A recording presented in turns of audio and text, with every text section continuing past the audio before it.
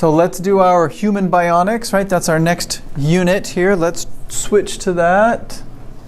There we go, human bionics. This is the article itself. See if I can make that a little bigger. There we go. Okay, it's about 5 pages long. It's pretty fun, right? Isn't that interesting?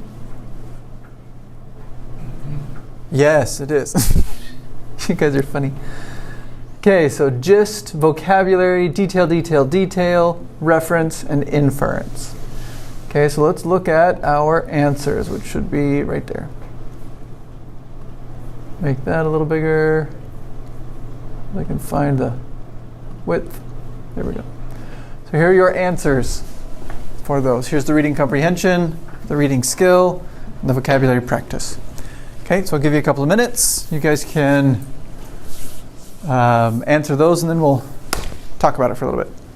In this paragraph or on that line. On some of them, yes. On some of them, no. On some of them, you're going to need to find it yourself. That's that scanning and skimming technique. On some of them, I'll say, okay, on this line, go find that. Okay? Good question. Okay. Reading comprehension. Do you have any questions?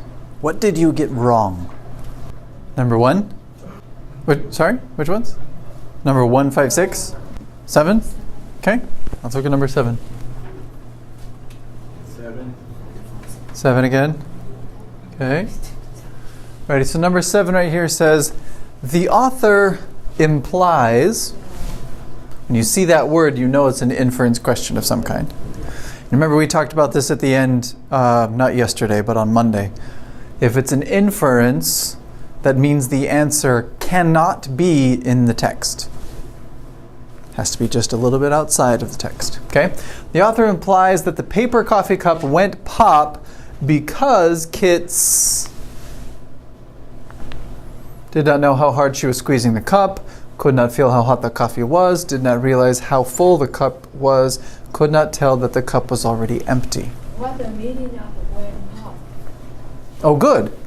Okay. Pop. What's that word? Just by itself. What does that word mean? Is it a sound? Sound, exactly. Yeah, sound. Sound that, cans make when you open the pop sound of something. It's a sound that bubbles make when you pop them, like the water bubbles. That's a pop sound, okay? But if she's talking about something pretty big, right? A coffee cup's pretty big. But Starbucks coffee, they have those lids that go on the top, right? And if you squeeze it enough, it goes and pops off. That's what she's talking about. It went pop means it exploded. Just like pretty much anything that you squeeze really hard, it'll explode. What? Does that help a little bit, right? Went pop, right? So there we go. The author implies that the paper coffee cup went pop because Kit's something. So then which one? It exploded. That's what this means. Went pop. It exploded because we don't know. Right, so if we go up, that's line 64, 164. That's just right here. 164. Okay, so I find that line. Okay, here's 164. Went pop. It's right there. So what do? What's the next step? I found the spot. What do? Read it. Read it. Yeah, exactly. Read around it. Read up here, read down here, try and understand what's going on.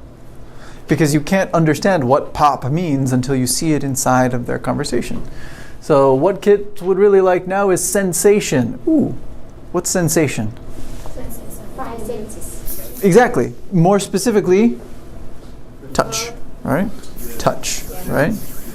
The feeling, the sense of touch. That's the phrase we use. Sense of touch. Right? The sense of touch. That's what she wants, right? Because we're talking about her arm, right? Her right arm, left arm, I don't remember. Okay, that would be a big help in many actions, including one of her favorite actions, gulping coffee. Oh, Starbucks, coffee, Starbucks, cup. Okay, something's going on. The problem with a paper coffee cup, is that my hand will close until it gets a solid grip. But with a paper cup, you never get a solid grip. She says, that happened at a Starbucks once. It kept squeezing and squeezing and squeezing. Right, too tight, right? Because they're just paper, right? You can smash makes sense, right? You can smash a Starbucks thing really easily. They just explode, okay? But you don't want to because it's hot, right? You don't want to do that. And it's expensive. Starbucks is expensive. Right, so you just squeeze on it and go, you hold it. And with your normal hand, right, you can feel that. You know how hard you're supposed to squeeze, but she can't because she can't feel. She doesn't have the sense of touch in that hand. Does that help? Explanation and what's going on with those pieces? So you find the spot that they're talking about, and then you start reading around it. And then you read around it. And then you read above it. And then you read around here, and you keep reading. This paragraph right here, kind of as a side comment, you all were in my class last semester, and you know how I talked about pictures, right? Using pictures to memorize vocabulary, okay? Using pictures is also the way your brain processes information. So can you see her in your mind at Starbucks holding a cup and having it explode as she does that, okay? If you can't see it in some way, then you probably don't really understand what you're reading. Okay, and that goes for this, but it goes for pretty much everything else. If you can't see something, then you probably don't understand it very well. Okay? Seeing, in many ways, is understanding when we're talking about reading. 6. 6? Number 6? The word it? I think it's close with a B and A. Okay, let's look at it. Okay, so it's line 153. It's right there. You'll even zoom in a little bit so you can see it better. Okay, 153. Here's 150. 155 is going to be between that. Her live arm holds a slice of bread. Okay. What's the subject?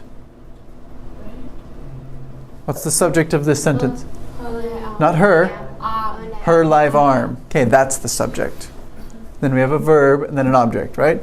Her artificial fingers, new subject, right? Close on a knife, object.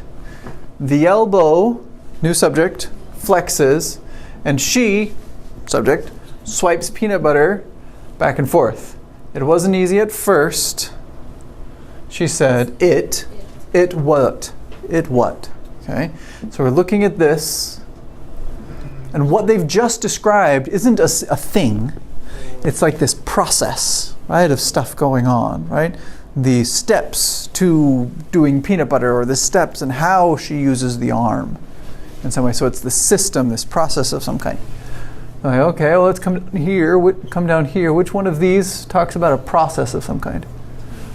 The word it is holding a slice of bread. That's kind of a process. Oh, look, all of these are kind of a process. Oh, see, that doesn't help us. Now we need to go back up and check. So it refers to, that's the right one. That's what sticks out is A, right? Using her prosthetic arm. But let's go see if we can be more specific, right? And as I read through that, the things that stick out are the ones that I said before. In each one of these sentences, her live arm, her artificial fingers, the elbow are all about the arm. The arm, the arm, the arm. That's the subject. So that's, does that help? Yes. Right? Not just me explaining it to you, but can you do that on your own is the real key, right? That's what we're trying to learn how to do this on our own. When we hit these questions, what are the processes we go through to find the answers? Experiencing sensation, we kind of talk about that, but that's really later on. We talk about that a lot more. Watching a startling experience, that doesn't make any sense at all. Right? Holding a slice of bread. Well, she's holding that in her live arm, in her normal arm, so it's probably not that one. Okay? Pictures, right? Can you see her doing this and what's going on? It helps it easier. Better? Okay, so number 5, the amplifier, line 91, proposed by Kukin, sends signals from damaged nerves to the brain. A is an electric motor that is placed directly on the skin. is a muscle that helps link nerve signals to electrodes, receives the signal directly from a computer cable. Okay? So let's go check. Line 91. We come up and we look at it. We find line 91 somewhere in here. Qkin, there's that name. Amplifier, got it. Okay. Qkin needs an amplifier. Boost signals. Avoid the need of a direct contact between nerve and wire. He found one. One what? Qkin, the person, needed something. What did he need? An amplifier. What does the amplifier do? The amplifier boosts the signals, all these different things, okay? He found one what? One amplifier. Where did he find it? In the muscles, okay? That's a complicated grammar that's going on there. It's kind of fun, right? Because we have a subject, verb, direct object, indirect object, the location of it. Yeah, so the muscle amplifies the signal from nerve to machine, to her bionic arm. Yeah.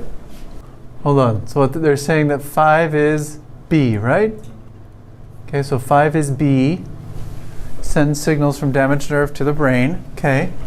Is a muscle that helps link. Oh! I get it. Okay. Hold on. Let me check here. This might be a trick. See? I'm a native speaker and I still have to stop and think, right? Thinking is important, right, on these things. I don't just know the answer, okay? This question is actually trying to trick you. I'll be honest about that, okay? So what sticks out as the difference between these is right here. A muscle. So one amplifier, one muscle. And this one muscle does all of these things, okay? When it's up here, is it talking about one muscle? In muscle. That means one in muscle, not one muscle. Yeah, muscles. So throughout this process, he describes the use of muscles repeatedly, multiple muscles over a period of, well, throughout the whole process. Okay. I don't like this question, right? But this one is only, the amplifier is a muscle that links nerve signals to electrodes. That's picky. If you did B or A on that one, I would accept that. I do in I. Oh. No, it's not directly. Is it electric motor? Yeah, that doesn't work. No, yeah. not directly. Because in the test they didn't. Yeah, exactly. Yeah. It's not A. It can't be A. It could be B or C. I do C. Yeah, I would accept B or C. Send signals from damaged nerves to the brain, right? So this is asking about the function. This is asking about the thing that it is, and that's your only little bit right there. A muscle versus multiple muscles. Oh, yeah. That's a little too picky for our purposes here. I'm not going to hold you to that one. So if you did B or C on this one, I accept it. Okay? That means you're doing the right process. If you got D or A, then we've got a problem. Okay? Okay. What you got? Did you do D? Directly. Yeah. So you say da. Directly. Better. Directly, yeah. So there you go. That's a good tip. Look, directly. Okay, those paragraphs specifically say not directly. We can't do directly. It's not possible. And then these two answers both say directly. So those are both wrong. Is that the logic you went through? She's like, sure. Okay, anything else? Yeah, so A's the right one, right? Yeah. A's the right one. Amanda Kitts, a brief biography. What's a biography? A story of the person. Their whole life, everything. I was born here, I went to school here, I traveled to here, I died there. The whole thing. So it does talk about Amanda Kitts, but it doesn't tell her whole story, right? So they can't be that one because that's what biography means. Big, full story of the whole life. So not that one. Short story of prosthetic limbs.